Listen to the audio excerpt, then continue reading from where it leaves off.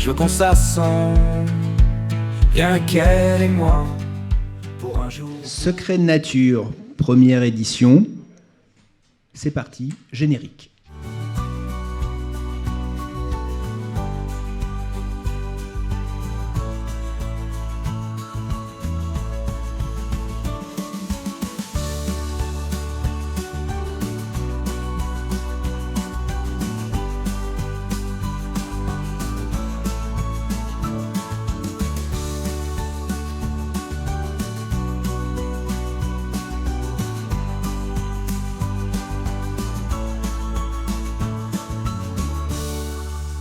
Fascinées, les plantes nous semblent immobiles et pourtant ce sont de grandes voyageuses.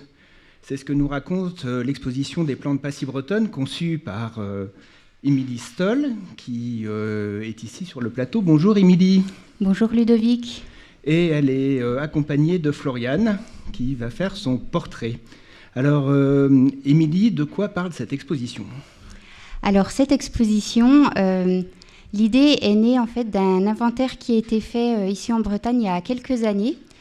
La Bretagne voulait en fait avoir un emblème floral car elle n'en possédait pas et donc ils ont organisé une grande consultation populaire pour que les gens puissent s'exprimer sur les plantes qui les représentaient et qui représentaient la Bretagne.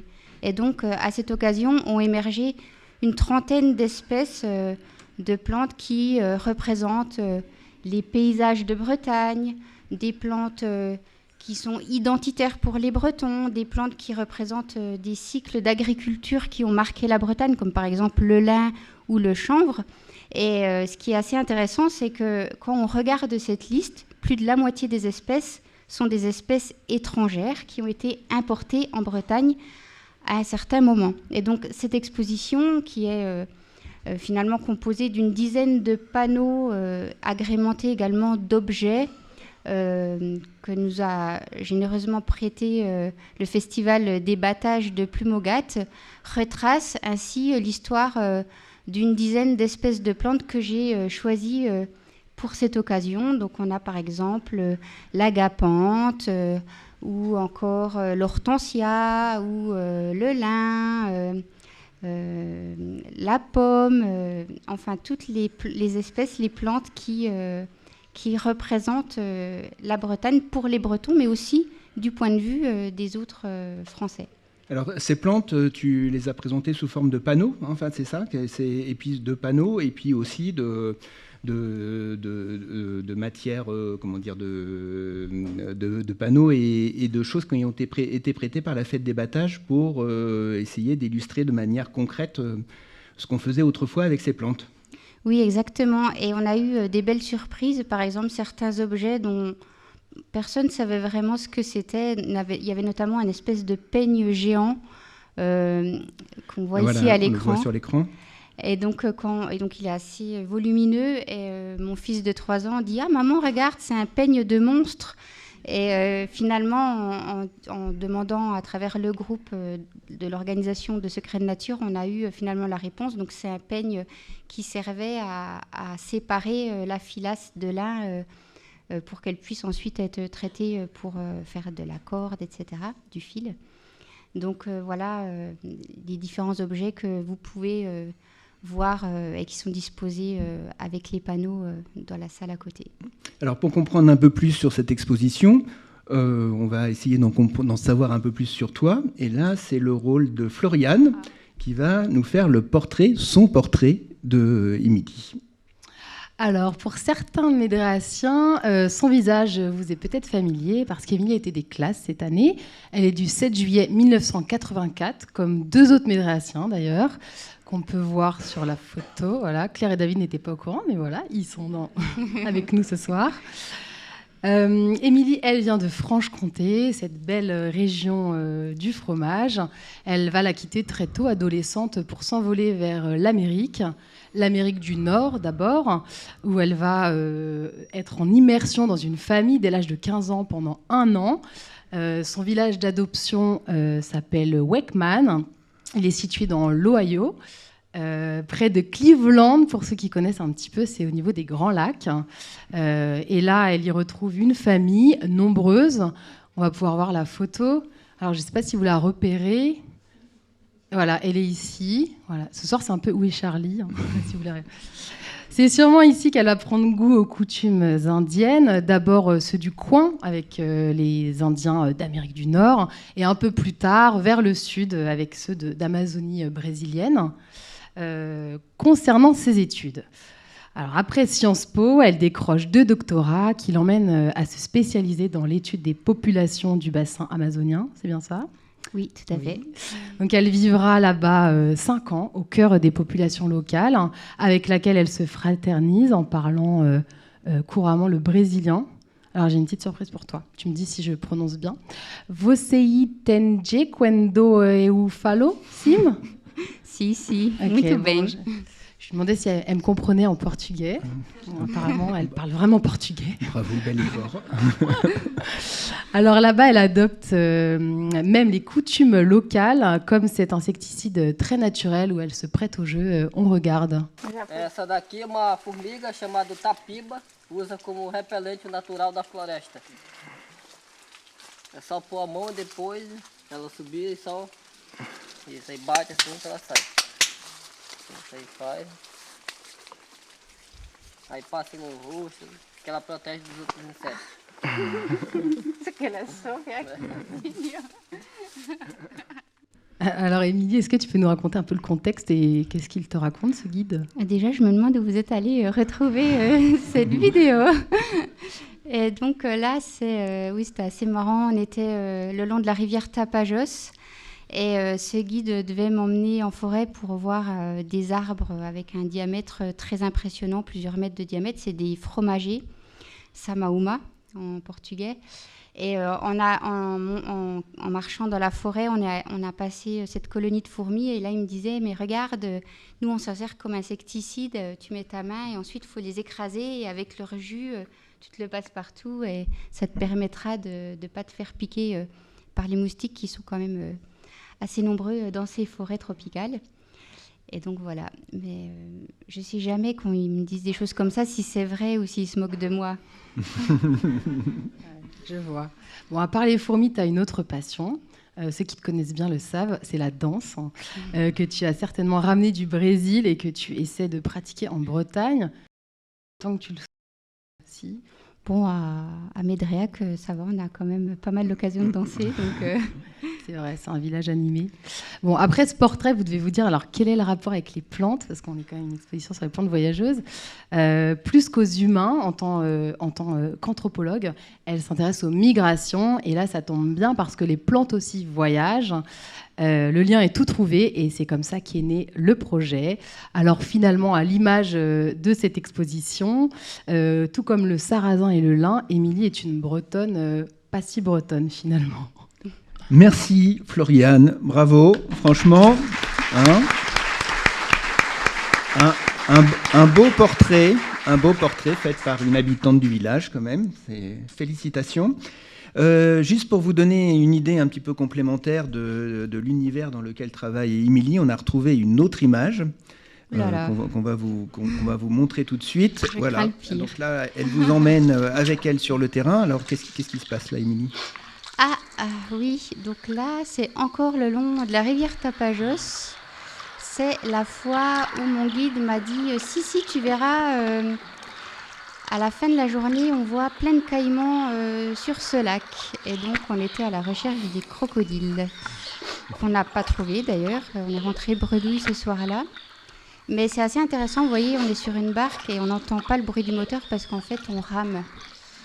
Donc, voilà, et on est dans cet écosystème où la forêt est immergée 6 mois de l'année pendant la crue. Est-ce que ça veut dire que c'est dangereux de voyager en Amazonie ? Oh non, il faut juste faire attention où on met ses pieds, où on laisse traîner ses mains, mais à part ça... C'est quand même un endroit où il y a des crocodiles ? Oui, des crocodiles, des mygales, des serpents, des moustiques, pas mal de choses, mais j'ai déjà emmené 3 fois mon enfant, on a commencé à 9 mois et il est toujours revenu sain et sauf, donc je pense que ça va. Pour revenir à l'exposition et d'une manière un peu plus générale, peux-tu nous expliquer d'où viennent les plantes ? Alors les plantes... Bien, finalement, les plantes, c'est les premiers êtres qui sont nés sur Terre. Au début, c'était des microalgues. et il y a très très très très très longtemps, bien avant la naissance de l'humanité.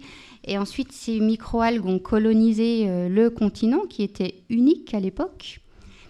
Et elles se sont développées sous la forme de fougères, donc des fougères qui ne sont pas les mêmes qu'aujourd'hui, bien sûr, c'était des fougères préhistoriques. Et avec la dérive des continents, aujourd'hui, les archéologues retrouvent des fossiles de ces fougères préhistoriques répartis sur l'ensemble des différents continents de l'hémisphère sud. Donc on sait qu'à un moment donné, ils étaient ensemble. Et ce sont donc les ancêtres des végétaux qui sont nés par la suite dans ces différentes régions. Et à cette époque, donc avant même l'humanité, et même après, une fois que les humains étaient sur Terre, le climat n'était pas le même qu'aujourd'hui. Donc il y avait des régions qui étaient vraiment très très froides, il y avait eu des aires glaciaires, etc.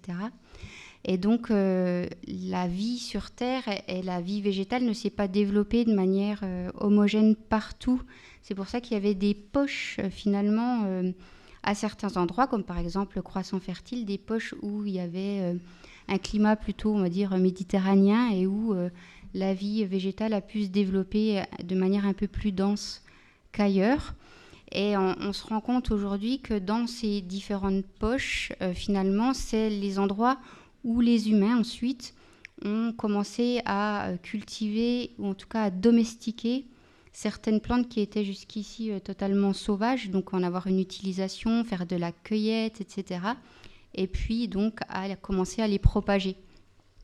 Donc elles peuvent se déplacer par elles-mêmes, ces plantes, puisque finalement elles n'ont pas de jambes. Donc comment font-elles pour aller d'un continent à un autre, d'un rivage à un autre ? Alors, comment est-ce que les plantes voyagent ? Eh bien, pour différentes raisons. Donc, la première, c'est qu'elles-mêmes, elles ont des propriétés physiques, des attributs physiques qui vont leur permettre d'utiliser leur environnement pour voyager. Par exemple, certaines graines ont des petits crochets qui vont leur permettre de s'accrocher sur le pelage des animaux. Et donc, il y a certains animaux qui peuvent les emmener plus ou moins loin. Certaines graines sont bombées et vont pouvoir flotter, et vont pouvoir descendre des rivières ou traverser des océans. Ça, c'est le cas de la noix de coco, hein, je crois qu'on peut voir une image. Voilà, c'est la noix de coco, elle circule comme ça en naviguant sur les rivières et le long de la mer. Voilà, d'île en île. On a aussi différents types de calebasses qui ont voyagé entre les différents continents de la même façon. Mais certaines graines ont aussi des petits parachutes ou encore des ailes. Alors là, on voit une graine avec un parachute, non ? Ça ressemble un peu à une image de neige. Oui, alors ça, c'est les graines justement de ce fameux fromager, cet arbre qu'on trouve en Amazonie, mais qui est originaire d'Afrique. Donc quand elle tombe, ça fait comme de la neige, c'est très joli d'ailleurs. Et donc voilà, donc ces graines, elles ont des parachutes, des ailes, des crochets.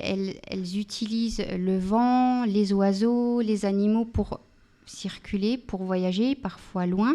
Mais à partir de l'avènement de l'humanité, elles ont aussi utilisé les humains. Et nous, les humains, c'est nous qui les avons fait voyager le plus loin.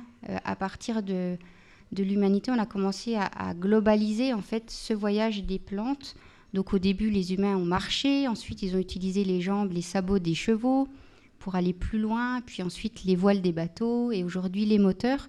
Et donc c'est ce qui a permis, notamment à travers différentes phases de conquête militaire, de croisades, ensuite de grandes navigations, de colonisation, et aussi les guerres plus récentes, Deuxième Guerre mondiale ou les guerres actuelles, qui vont permettre en fait d'apporter, de rapporter, mais aussi d'emporter avec soi ces graines qui se dispersent partout dans le monde. Alors il y a plein de choses à découvrir dans cette exposition, hein. Une exposition qu'évidemment je vous invite à visiter. Il y a aussi plein d'anecdotes. Une anecdote amusante par exemple sur la fraise, c'est Monsieur Fraisier qui a découvert la fraise qu'on connaît. Est-ce que c'est un hasard ou est-ce que la fraise porte le nom de ce monsieur ? Alors non, en fait, on avait déjà des fraises. Donc en Europe, il y avait la fraise sauvage qu'on appelait fraise. Ensuite, il y a une fraise de Virginie qui a été rapportée. Et il se trouve que par un hasard bien heureux, ce monsieur Fraisier est parti au Chili et a rapporté une autre fraise du Chili qui, une fois qu'elle a été hybridée avec la fraise de Virginie, est à l'origine de la fraise, des différentes espèces ou variétés de fraises qu'on consomme aujourd'hui en Europe, qui sont juteuses, sucrées, grosses, très différentes finalement de la fraise sauvage qu'on avait par chez nous et qui n'est pas du tout à l'origine des fraises qu'on achète au supermarché. Si toutes ces histoires vous intéressent, une information importante, Émilie sort un livre au mois de novembre aux éditions de Lachaud et Niestlé et en coédition avec les éditions du Muséum. Tu peux peut-être nous dire un petit mot sur ce livre ? Oui, très rapidement. Donc là, on a décidé, c'est un livre sur 4 espèces de plantes principales, là qui me ramène plus, non plus sur la Bretagne, mais plutôt sur l'Amazonie. Donc on a étudié dans ce livre, c'est un livre collectif, le cacao, donc des plantes qui sont devenues indispensables, parce qu'aujourd'hui, on ne peut plus vivre sans chocolat. Donc le cacao, le caoutchouc, l'arbre à caoutchouc, l'EVA, qui vient d'Amazonie aussi, et qui a été planté dans nos colonies en Asie, etc. Le cédra, qui est beaucoup utilisé en parfumerie, mais aussi dans certaines religions, comme le judaïsme. Et le dernier, c'est une plante ornementale qui est le géranium des fleuristes, ou pélargonium, avec son petit nom savant, qu'on voit partout, mais qui vient d'Afrique du Sud. Eh bien, Voilà. merci beaucoup, Émilie, d'être venue sur le plateau. Merci, Floriane, pour ce brillant portrait. Merci. Et puis, nous recevons maintenant 2 personnalités du monde politique local qui ont eu la gentillesse de se libérer pour Secret de Nature. Vous pouvez leur laisser la place.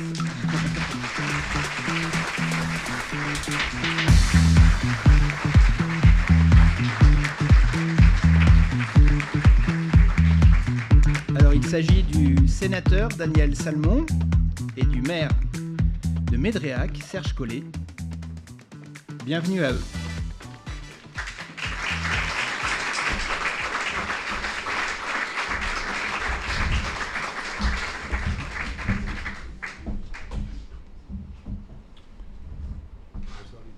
Bonjour Daniel, bonjour Serge. Bonsoir. Ah, ton micro marche pas. Et ça... Je vais me On va rapprocher de changer de place, Daniel, ça celui-là, va mieux il marcher. Bonsoir Ludo, bonsoir à toutes et à tous. Merci d'être venu pour cette première de Secret de Nature. Alors, on le voit, les plantes voyagent. Si ce voyage des plantes n'existait pas, finalement, les agriculteurs bretons n'auraient pas grand-chose à cultiver, puisque les plantes qu'on cultive ici ne viennent pas d'ici. Alors, une chose qui m'a paru assez intéressante quand j'ai préparé cette émission, j'ai lu un travail de la FAO qui dit que 75% de la surface cultivée mondiale est dédiée à seulement 12 cultures. 12 cultures seulement pour 75% de la surface cultivée. Daniel, comment on en est arrivé là ? Eh bien, bon, il y a des spécialistes qui le diraient mieux que moi, mais il y a eu une sélection, forcément. Les humains se sont intéressés aux plantes lorsqu'on est passé de la cueillette à l'agriculture, à partir du néolithique. Eh bien, on est allé vers les plantes qui avaient le meilleur rendement. L'homme n'a jamais été un grand travailleur. Il a essayé d'optimiser, c'est-à-dire là, j'en plante une, eh bien, je vais récupérer plus de matière. Donc, on a sélectionné petit à petit un certain nombre de plantes, mais tout ça, c'est l'effet sur des millénaires. Donc, pendant très longtemps, on avait par exemple, le riz, il y avait une multitude de variétés de riz. Pour le blé également. Pour chacune de ces plantes, c'était la même espèce, mais il y avait plein de variétés différentes. Aujourd'hui, on est allé vers une uniformisation au niveau pratiquement mondial parce que les circuits se sont allongés. On est allé vers une industrialisation. Et les industriels aiment bien avoir des produits très homogènes qui vont leur permettre d'avoir toujours la même recette, avoir toujours le même produit, année après année. Donc, on a établi un catalogue des semences en France. Et ce catalogue des semences, eh bien, il y a un certain nombre d'espèces qui sont répertoriées, qui doivent passer au tamis d'un certain nombre de critères pour pouvoir être au catalogue. Et donc, ça fait des espèces très homogènes et qui eh bien, se sont répandus et sont utilisés aujourd'hui par tous les agriculteurs pour le meilleur et pour le pire. Alors, est-ce que, Serge, toi qui as l'expérience de l'agriculture, puisque tu es agriculteur, est-ce que c'est plus pratique d'utiliser un nombre limité de semences ? Déjà sur notre région, la question ne se pose pas. Il y a quand même peu de semences. Quand on fait le tour des exploitations, on retrouve toujours la même chose, hein, le blé, l'orge, l'avoine, très peu. Le maïs, bien sûr, c'est la grosse culture. Un peu de pois, un peu de haricots, du colza et bien sûr l'herbe pour nourrir les vaches qu'on a encore chez nous, qui certainement on n'en verra pas très longtemps maintenant, ou alors s'il y en aura, on ne les verra pas, elles sont ramassées dans les bâtiments. Mais aujourd'hui, nous, on n'a que quelques plantes dans le milieu agricole. Voilà. Ça veut dire que si on n'utilise pas ces semences qu'on nous propose, c'est beaucoup moins rentable. Enfin, il y a une question de rentabilité dans l'utilisation des semences. En général, l'agriculteur essaye de voir la marge, laquelle qui sera la meilleure quand même, avant d'implanter des cultures. Mais bon, il y a une rotation qui doit être respectée. Et ça, on ne peut pas faire maïs, maïs, maïs ou blé, blé, blé. Donc, on est obligé au moins de tourner sur 3 semences ou 3 cultures différentes, voilà, tous les 3 ans. Daniel, qu'est-ce que ça pose comme souci, le fait d'avoir une homogénéité aussi importante ? Il faut que je sois assez proche du micro. Oui. On sait que la résilience, donc la capacité à résister à un aléa climatique, elle dépend de la variété de l'écosystème. Plus on a un écosystème qui a été simplifié, moins il va avoir de faculté de résister. Donc là, à force d'avoir des espèces qui ont été formatées pour leur rendement, ça devient des espèces beaucoup plus fragiles. Et à partir du moment où elles sont plus fragiles, eh bien, elles vont avoir davantage de maladies et ça va amener à utiliser davantage de pesticides. Donc ça c'est un problème. On a aussi, par exemple, dans le blé, on a sélectionné le blé qui avait le plus de rendement. Parce qu'un épi de blé, au début du néolithique, un épi de blé, ça avait 4-5 grains, c'est tout. Aujourd'hui, on est rendu, mais je ne sais pas, 60 grains sur un épi parfois. Donc c'est énorme. Mais ce grain-là, pour plaire également aux industriels, on a sélectionné un grain qui avait beaucoup de gluten, parce que le gluten permet de faire du pain panifiable qui va bien aux industriels. Pas forcément aux paysans boulangers du coin, mais qui plaît aux industriels, parce que ça va faciliter son process. Donc on se retrouve avec des blés avec beaucoup de gluten. Le gluten, c'est une molécule qui est très très longue, et qui est très difficile à digérer, d'où les allergies aujourd'hui au gluten.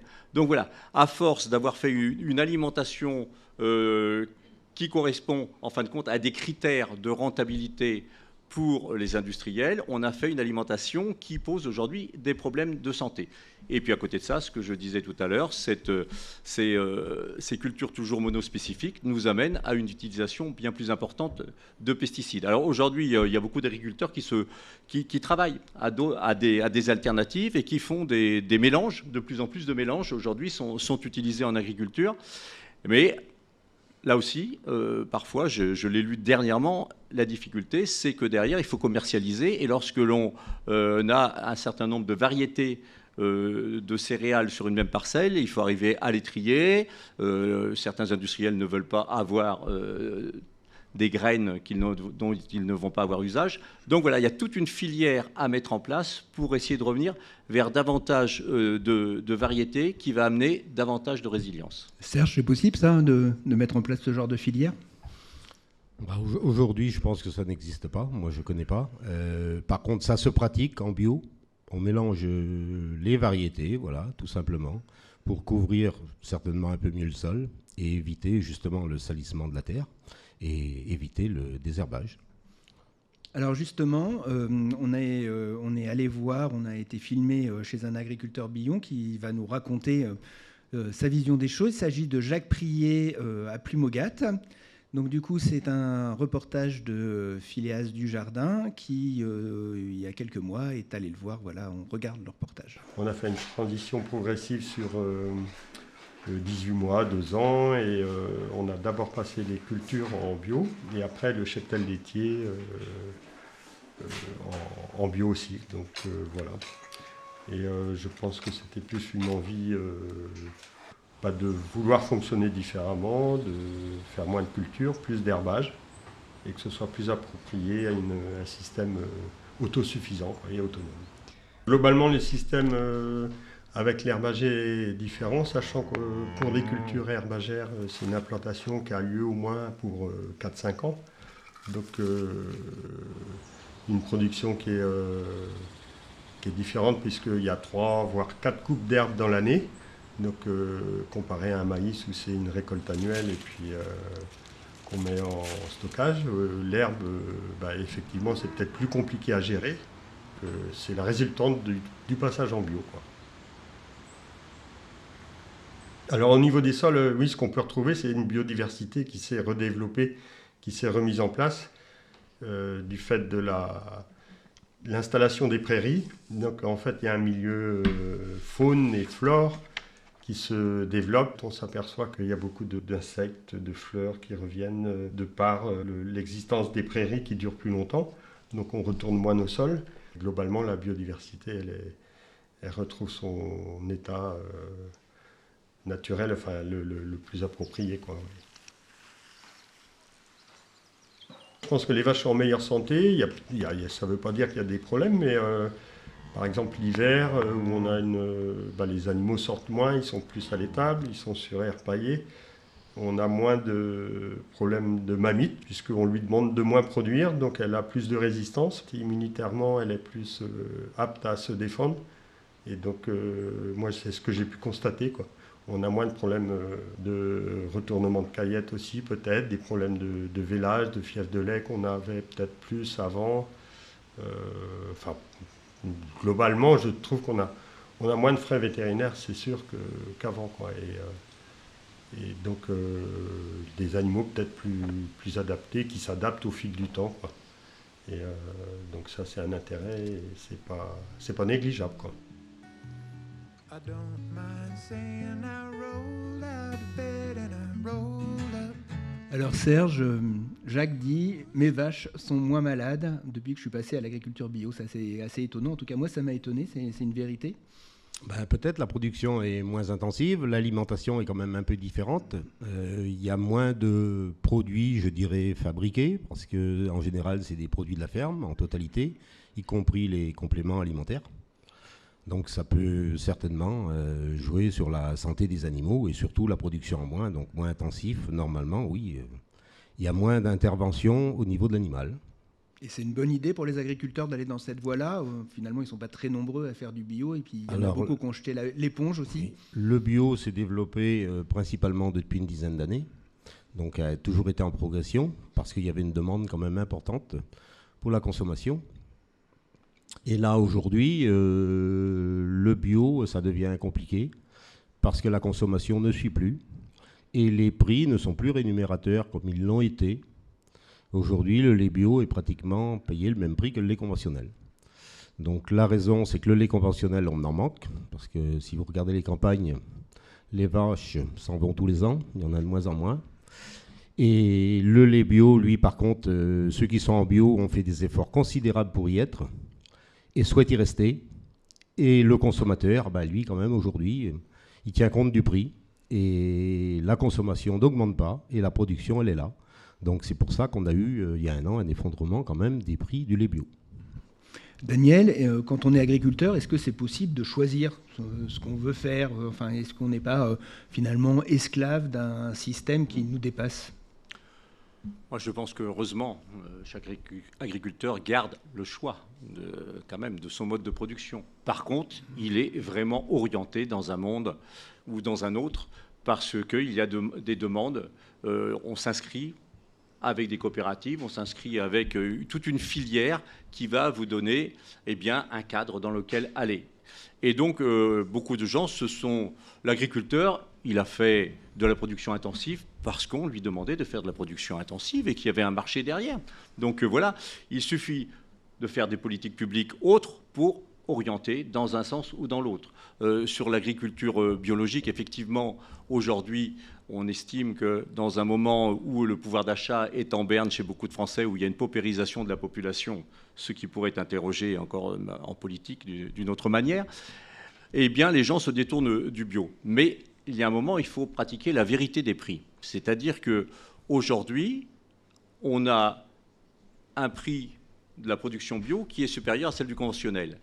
Mais je pense que ces prix ne reflètent pas une réalité au niveau national. C'est-à-dire que si l'agriculture conventionnelle chimique devait payer toutes ces externalités négatives, alors je ne dis pas l'agriculteur, hein, c'est également toute la filière, si elle devait payer ces externalités négatives, je m'explique, c'est-à-dire qu'aujourd'hui, on n'a plus que 3% des eaux de surface en Ille-et-Vilaine qui sont de bonne qualité.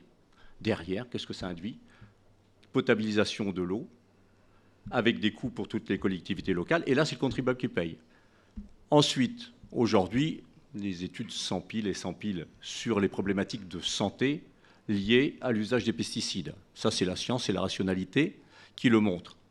Derrière, cela induit tout un tas de maladies, beaucoup de maladies professionnelles. Je suis souvent avec le collectif des usagers, des victimes des pesticides de l'Ouest. Ce sont des agriculteurs qui ont fait leur travail d'agriculteurs conventionnels pendant des années, puis qui, au moment de la retraite, eh bien, se découvrent une leucémie, un lymphome, cancer de la prostate. Ce sont des maladies qui ont été reconnues professionnelles et donc qui sont estampillées en lien avec les pesticides.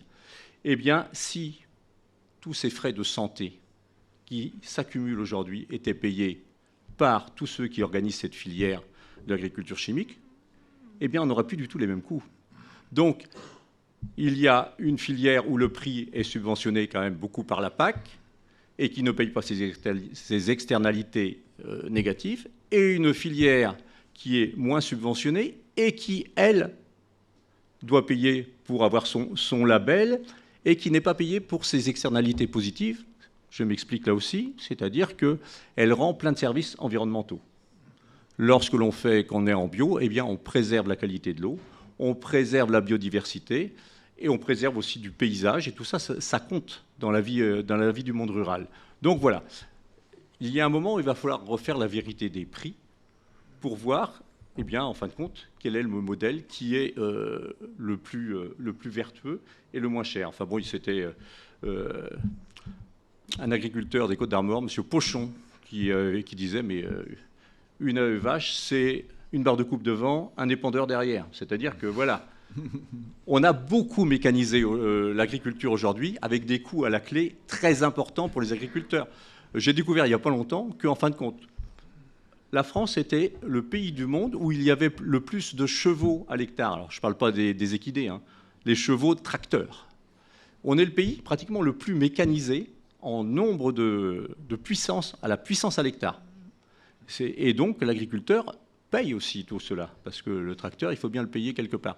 Donc voilà, c'est tout un système qui s'est développé avec eh bien, des agriculteurs qui sont allés là où on voulait les mener. Certains ont pris des chemins de traverse, mais ils ont pris des risques également. Et aujourd'hui, on voit que l'agriculture bio étant très peu aidée, puisqu'on a enlevé l'aide au maintien, on a fait en sorte d'instaurer un flou avec le HVE, haute valeur environnementale.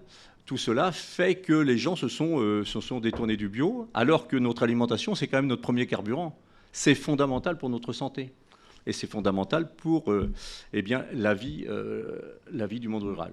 En tout cas, les agriculteurs disent souvent qu'on marche sur la tête. Hein, c'était l'objet de leur colère d'il y a quelques mois.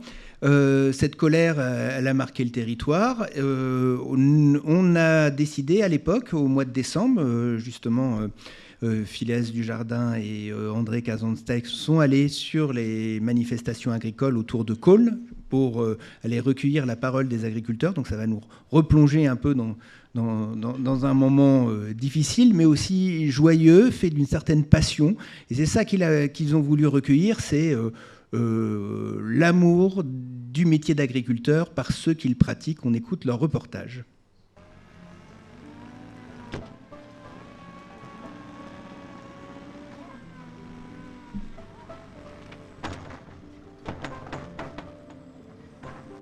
On est les premiers préservateurs de la nature. On est les premiers, je vais pas dire écolo, mais presque.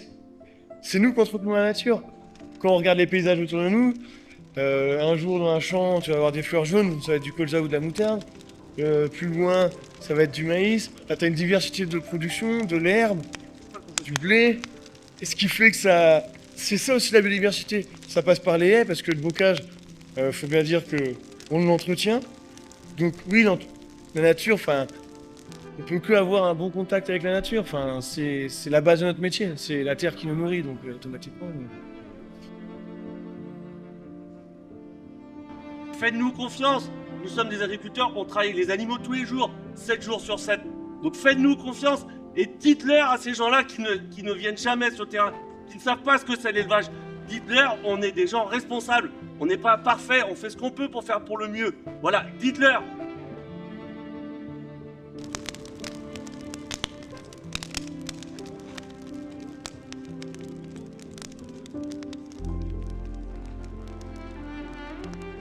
Ah, c'est le contact avec les animaux, moi c'est ça que j'adore.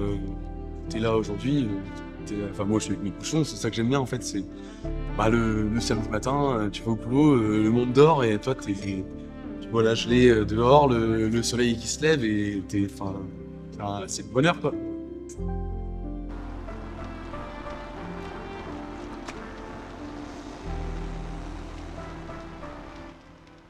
Alors Serge, est-ce que c'est un métier de passionné agriculteur ? Oui, certainement, parce qu'un agriculteur, par rapport à un commerçant, un artisan, c'est très rare qu'il change de profession. Il s'engage souvent pour plusieurs dizaines d'années, voire toute sa carrière. Donc c'est un métier qu'il adore, qu'il aime. Et je dirais même, quand il est en difficulté financière, il ne recule pas, il insiste. Et il fait tout pour réussir. Donc pour être agriculteur, il faut avoir envie de travailler, je dirais 40, 42 ans. Et hier, il n'y avait même pas de week-end, puisque les producteurs de lait, donc la traite, ça se fait matin et soir, tous les jours, toute l'année, pendant toute une vie. Eh bien, merci beaucoup pour votre témoignage. Alors, dans les jours à venir, Secrets de Nature se poursuit, comme vous le savez. On va aborder ces problématiques avec des agriculteurs de terrain. Ça sera l'occasion d'un débat après le film Tout est possible, qui sera diffusé samedi après-midi.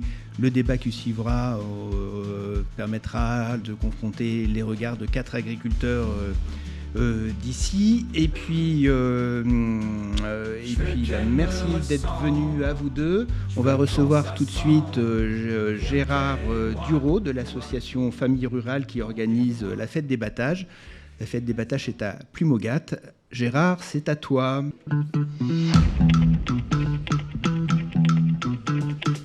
Le voilà.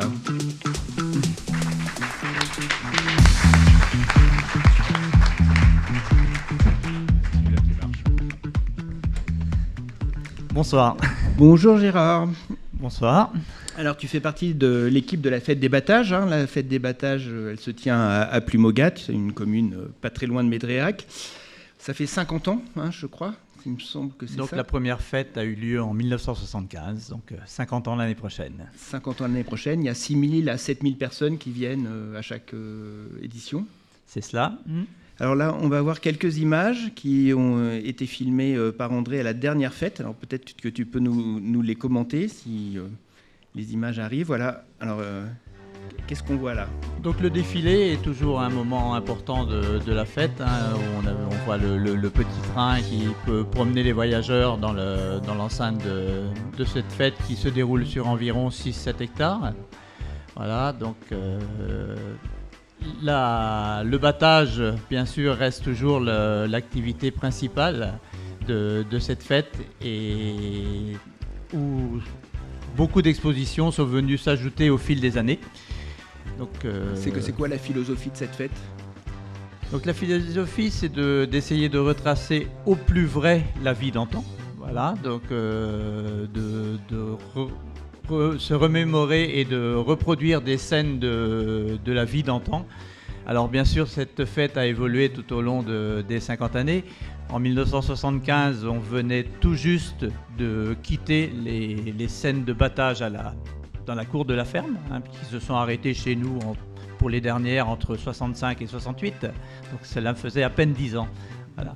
Et c'était là, bien sûr, l'arrivée des moissonneuses-batteuses.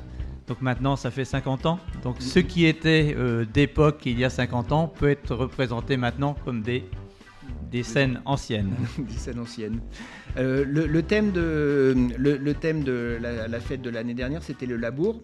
Alors, c'est un thème que tu nous reproposes ici, enfin que tu nous proposes, tu viens compléter notre réflexion sur la culture des sols. Qu'est-ce que tu as mis en place à l'extérieur et quelle est l'histoire finalement du labour ?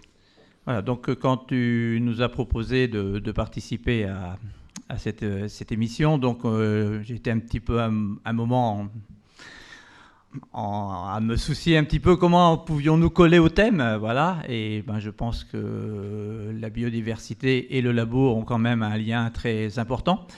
Donc sur les panneaux qui sont exposés dehors, donc on va expliquer déjà, mais on va en parler un peu plus tard, donc l'ensemble de l'évolution du labour depuis les millénaires, voilà. Et surtout, par la présentation de quelques machines, l'explosion et l'accélération de la modernisation durant le XXe siècle et qui, on sait, ne s'arrête pas aujourd'hui. Voilà, continue. Alors, il y avait Chloé qui devait nous faire une présentation, un historique du labour. Je ne sais pas si elle est là ou pas. Eh oui, elle est là. On l'applaudit bien fort. C'est notre chroniqueuse histoire qui va nous raconter comment on en est arrivé au labour d'aujourd'hui, en mettant le micro près de ta bouche. Oui, c'est mieux. Oui, absolument. Donc, depuis que l'homme cultive, il a compris la nécessité de travailler le sol, donc de le labourer afin de l'ameublir, donc d'enfouir les mauvaises herbes qui, une fois enterrées, vont enrichir la terre. Au néolithique, entre 5000 et 2500 avant Jésus-Christ, l'agriculture est encore manuelle. Donc, pour travailler le sol, l'homme utilise des outils en os ou en lamelles de pierre, puis en métal. Il semble malgré tout que le labour, aussi appelé l'arère, donc du latin arare, qui signifie labourer, soit apparu le long du Nil il y a 6000 ans à peu près. À l'époque, cette ancienne charrue, elle présentait un soc, donc comme vous le savez, la partie qui vient trancher la terre, donc un soc en bois qui était en forme de crochet. Et cette charrue, elle était tirée par des hommes, mais elle ne pouvait travailler le sol à l'époque qu'en surface, donc sur une faible profondeur. Et avec plus ou moins de succès, cette charrue s'est étendue à partir du berceau de la civilisation en suivant les rives de la Méditerranée. Et si autour du 7e siècle après Jésus-Christ, le soc était fabriqué en fer, ce qui était déjà une grande révolution, jusqu'au 18e, en revanche, la charrue n'a pas connu de grands bouleversements. En revanche, de la fin du 19e jusqu'en 1950, la charrue n'a eu de cesse d'évoluer. Donc Gérard, tu as travaillé pendant 45 ans en tant que mécanicien agricole. Est-ce que tu peux nous décrire les 3 types de charrues qui ont marqué cette période ? Donc les 3 types de charrues qui sont présentées à l'extérieur. Donc la première qu'on voit à gauche est avec un timon en bois et la partie qui travaille au sol est en fer. Donc c'est ce qu'on appelle les charrues sans avant-train. Donc tirées bien sûr par des bœufs ou des chevaux ou des ânes. Donc c'est les premières charrues de fin 18e, début 19e siècle qui au niveau du corps de charrue ressemble le plus à ce qu'on le connaît maintenant. Maintenant, son utilisation était très compliquée, on imagine, puisque le seul contact avec le sol est le corps de labour. Donc compliqué et fatigant, visiblement. Énormément. Donc le laboureur avait énormément de difficultés à tenir cet outil dans le sol. Et la deuxième, donc la charrue avec avant-train. Donc arrivent ici les premières charrues avec avant-train, donc c'est-à-dire une roue devant. Donc on est là sur un tout petit modèle. Il existait même des gros chariots. Donc là, déjà une simplicité d'utilisation, donc avec une stabilité et une possibilité de régler une profondeur de labour à peu près régulière. Et après, ça évolue. Et après, donc arrivent les premières charrues réversibles qu'on a souvent nommées dans notre secteur les Brabants, donc que l'on voit partout maintenant parce que ce sont donc charrues qui pouvaient se renverser au bout du champ, travailler dans les deux sens, avec de nombreux réglages quand même. Déjà, c'était très moderne. Donc, et ces charrues-là ont évolué dans nos campagnes, on va dire, jusqu'aux années 50. Bien sûr, toujours tirés par les chevaux, à l'arrivée des premiers tracteurs qui n'étaient pas toujours munis d'une charrue. Donc on a vu des charrues de ces modèles tirées aussi par les tracteurs. C'était l'évolution ça s'est terminé à peu près chez nous dans les années 50-60. Alors en 1950, tout change et là, l'agriculture se modernise radicalement. Les conditions de travail changent aussi, j'imagine que c'est beaucoup plus facile aujourd'hui qu'à l'époque de labourer. Cette époque, c'est vécu comme un immense progrès. C'est connu oui, c'est sûrement reconnu comme un immense progrès. On a parlé qu'il fallait des millénaires. Pendant des millénaires, on a à peine évolué. Je pense que entre 50 et maintenant, en 10 ans, on a plus évolué que pendant des millénaires auparavant. Donc ça a engendré... vous voyez, en 1950-1960, on était encore presque avec des charrues bisoc et voire tirés par des chevaux. Vous voyez, regardons ce qu'on voit dans les champs maintenant. C'est une évolution énorme et hyper rapide. Alors, c'est une évolution énorme, mais qui est aussi remise en question. Aujourd'hui, on se demande si c'est une bonne chose de labourer. Alors le labour, on le voit, et donc son histoire date de plus de 6000 ans. Et dans le siècle où tout est devenu possible au niveau labour, c'est dans la fin de ce siècle que on a commencé à se dire, est-ce qu'il est vraiment bon de labourer, et surtout, est-ce qu'il est bon de labourer profondément? Voilà. Daniel, pourquoi il n'est pas forcément bon de labourer, d'un point de vue peut-être écologique ou défense de la terre, ou je ne sais pas? Eh bien, on vient perturber un écosystème, très clairement. Donc, comme tu le disais tout de suite, lorsque l'on laboure, eh bien, ce qui était en dessous devient dessus. Donc, dans un sol, on a un microbiote, et chaque strate a une faune et une flore et des champignons différents. Donc, on renverse tout. Donc, forcément, il y a quand même un certain nombre de dégâts. Et ces bactéries qui sont normalement à 3 cm du sol, quand on les met à 30 cm, elles ne sont pas très contentes et n'ont pas la capacité de se déplacer, donc elles vont mourir. Donc, effectivement, ça interroge. Et surtout, il y a un moment où la mécanisation aidant, on s'est mis à labourer de plus en plus profond. On pensait que c'était mieux, quoi. Plus on labourait profond, mieux c'était. Alors que quand on était avec des chevaux, effectivement, on ne se posait pas la question, parce qu'ils seraient restés plantés au premier mètre. Donc c'était fini. Donc voilà. Là, on réinterroge aujourd'hui ce labour, parce que, eh bien, on estime que ça nuit surtout à la capacité du sol à engranger du carbone. Vous savez tous qu'on est dans une période où il faut vraiment lutter contre le réchauffement climatique et donc éviter l'émission de gaz à effet de serre, donc de carbone, et surtout il faut en stocker. Il faut en stocker dans les sols. Donc il y a des directives européennes qui disent qu'il faut accroître de 4 pour 1000 chaque année le carbone dans les sols. On sait que chaque fois qu'on va labourer, on remet à l'air libre tout un tas de composés organiques qui vont s'oxyder et donc qui vont repartir dans l'atmosphère. Voilà, c'est de là qu'est venue l'idée de moins labourer surtout. C'est pas sans poser des questions. Parce que lorsqu'on ne veut pas labourer, il faut quand même qu'on donne un avantage compétitif à la petite graine qu'on va mettre. C'est-à-dire que si on la sème au milieu de tout un tas d'autres plantes, elle va être étouffée, c'est sûr qu'on n'aura rien du tout.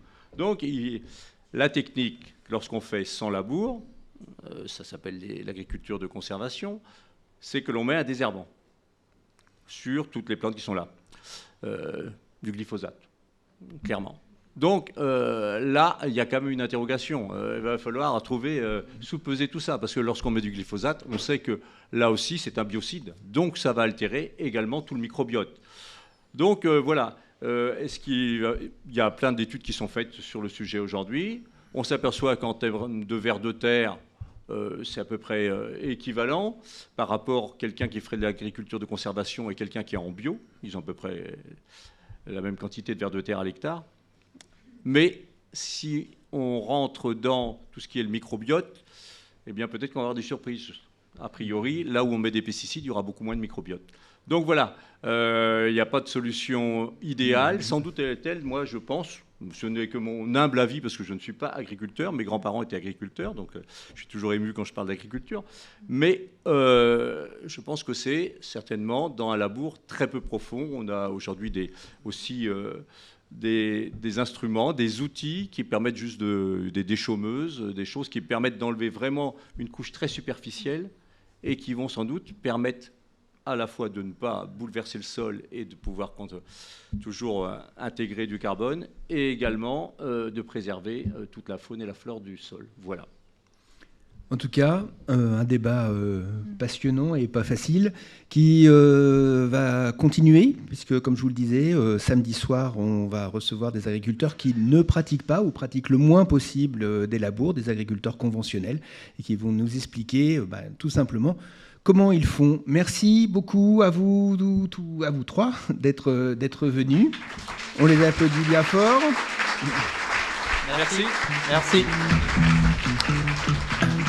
Et maintenant, c'est Caroline Flandrin, qui va venir nous rejoindre sur le plateau de Secrets de Nature.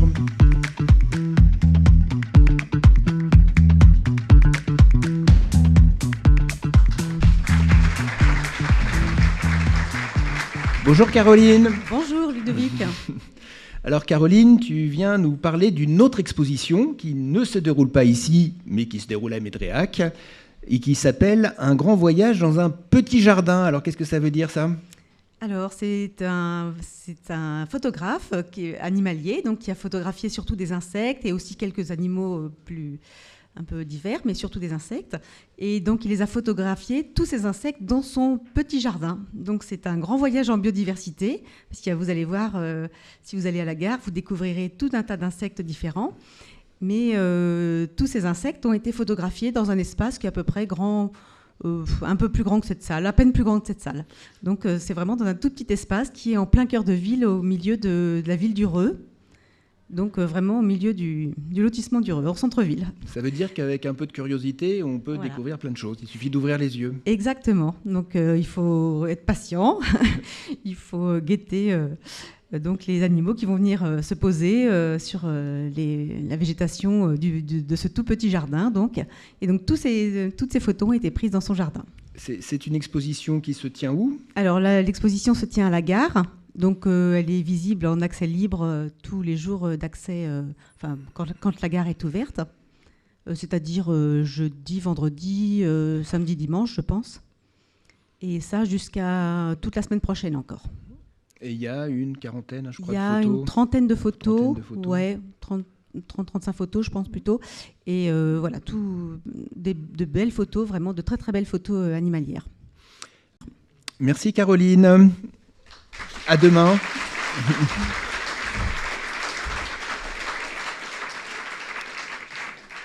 Pour finir la soirée, rendez-vous avec un groupe inconnu, il faut bien le dire. Si vous cherchez des informations le concernant sur Internet, c'est simple, il n'y en a pas. Alors, on va les recevoir. Il s'agit de 3 musiciennes qui vont venir donner des informations complémentaires sur qui elles sont. C'est parti. Sont-elles là ? Les voilà.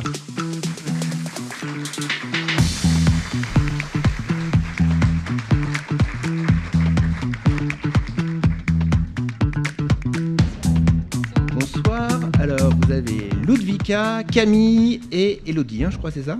Tout à fait. Bravo, vous êtes bien informés. Camille et Elodie. Merci d'être venus. Alors justement, des informations nous manquent concernant votre groupe qui est pour le coup récent. Qui êtes-vous ? Nous, ce qui nous réunit, c'est qu'on a toutes des vaches dans notre vie, d'une façon ou d'une autre. On s'est dit qu'on était déjà un peu dans le thème par ce biais-là. Et on est toutes musiciennes et on vit dans le Mené. Voilà, un autre point commun. Et donc, on fait une musique qui est un peu un pot pourri, désolé l'expression, mais non, c'est pas très... Un patchwork. C'est plus... Patchwork. Voilà, patchwork.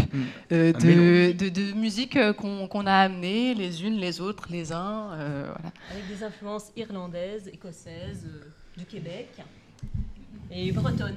Voilà. Alors, déjà, comment il s'appelle votre groupe ?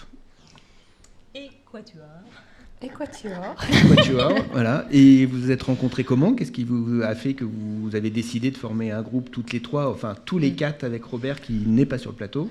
Nous, on pratiquait ensemble la musique sacrée, on va dire.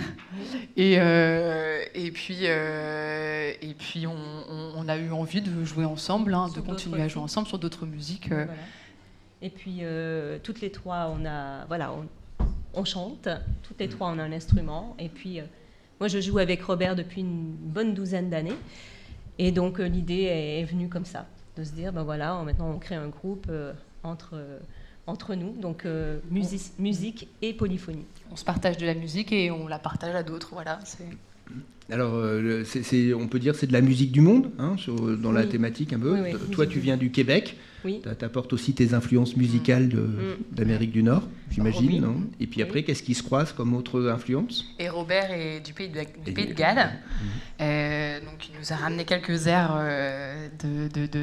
d'outre-Manche.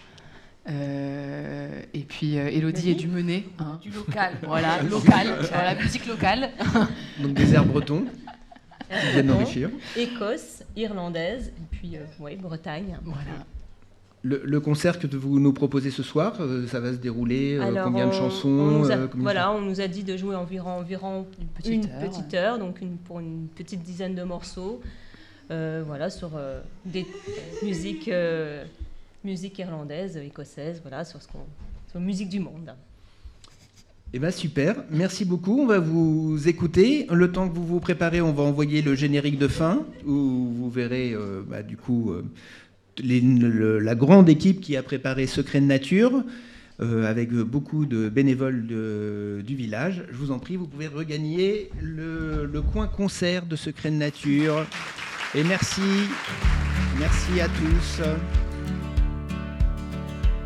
Je veux qu'elle me ressemble, je veux qu'on s'assemble, rien qu'elle et moi, pour un jour ou pour des mois. J'écrirai son nom sur l'herbe verte, rien qu'elle et moi, la porte ouverte. Sur mon visage, je sens ton souffle, sur ma peau, la chaleur de ta bouche. Tes graines volent et je m'envole, vole les courbes de tes pollens, si belles et si lointaines. J'aime tes petits et grands secrets, si bien cachés au fond des prés. Tu es ma nature tellement mature, avec ses secrets tellement cachés. Secrets de nature tellement purs, secret de nature, une belle aventure.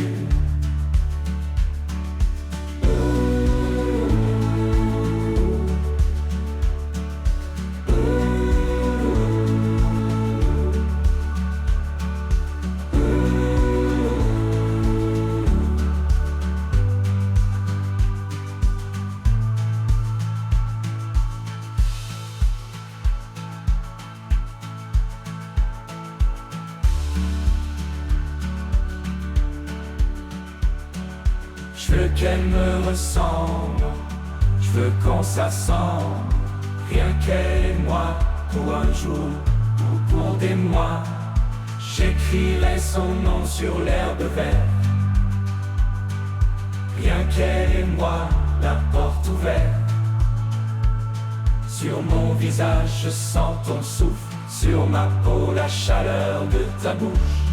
Tes graines volent et je m'envole, vole les courbes de tes pollens, si belles et si lointaines. J'aime tes petits et grands secrets, si bien cachés au fond des prés. Tu es ma nature tellement mature, avec ses secrets tellement cachés. Secrets de nature tellement purs, secrets de nature, une belle aventure.